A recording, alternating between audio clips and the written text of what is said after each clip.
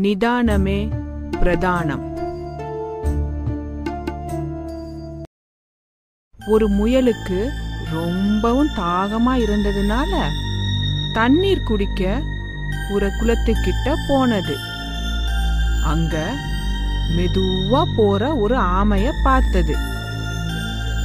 உடனே ஆமை கிட்ட போய் அது கிட்ட ஒரு பந்தயம் போட்டது. ஆமையும் முயலோட சவாலை ஏத்துக்கிட்டு பந்தயத்துக்கு சம்மதிச்சது. ஒரு நாள் காலையே போட்டி ஆரம்பமாயிடுச்சு. ஆமைய பின்தங்க வச்சிட்டு முயல் வேகமா முன்னாடி ஓடி போயிடுச்சு. ஓடி ஓடி முயலுக்கு அலுப்பு வந்துடுச்சு.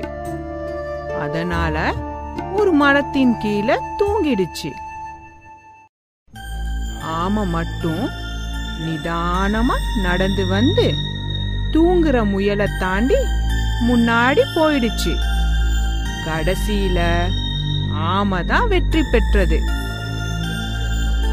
நாம எப்பவும் நம்ம பத்தி ரொம்ப பெருசா நினைச்சுக்க கூடாது. சரிதானே குழந்தைகளே?